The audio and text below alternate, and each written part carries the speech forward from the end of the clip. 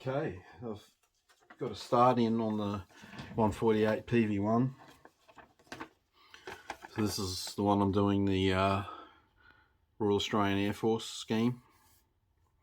I've just started with some, you can see you've got parts lying everywhere. I'm just doing some preparation work, putting halves together, two pieces for the rudders and two pieces for the tail and two pieces of wing, getting the engine nacelles sorted, drop tanks. Just get this together. I like to start off this sort of work, and then once you get into the painting and putting it together, you get more of a flow, a roll on. The propeller by two, just one piece molded. I just needed to clean up the mold seam join. Engine nacelles have some shallow ejection pin marks. I was just going to leave them, but I will fill them in and sand them back. Do you or don't you? If you pick it upside down and look in, you'll probably see them. So I'll clean them up. Engine cowls, so that's three pieces. So that there's a piece, one single piece in the front, and there's two halves at the back.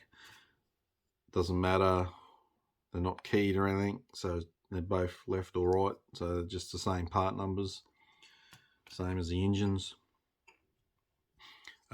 Instructions show you put the engine into the cowl, but you're better off, because this is keyed, you're better off just putting your engine on there, and then you got the tabs, and that's keyed as well, and you just, that way your engine's sitting in the right angle, as in if you put it in here, you can turn it any which way. There's no slot for it to sit in on there. It's just, so I'll paint the engine once this is all on the wing, and I've painted, like, done the seam lines and cleaned everything up. I'll put the engine on then, and then put the cowl on. Will work better. I've put the floor, the bomb bay together. I just did a dry fit because I wasn't sure when it sits in there. It looks like it hits the wing root, but I've done a dry fit and it works. So it must be the way it's meant to be. That all closes up all right, so that must be how it's meant to be.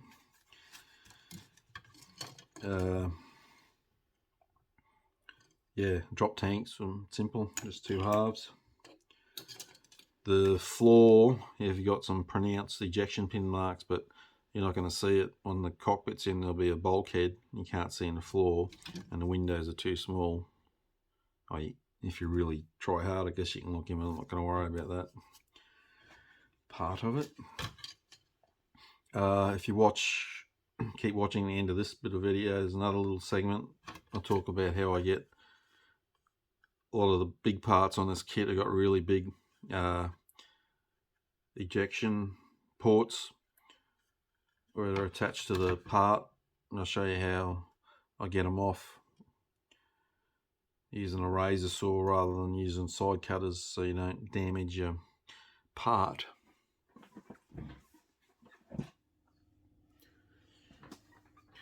So I've got this wing section together, starboard wing, nice fit.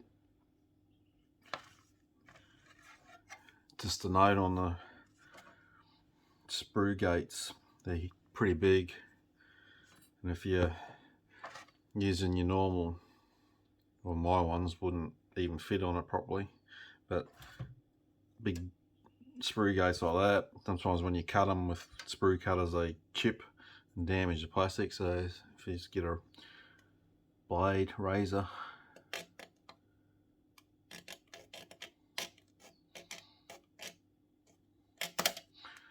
just cut them off like that, and you do less damage to your part. Because it was I was holding it up in the air there, made it more difficult than it needed to be.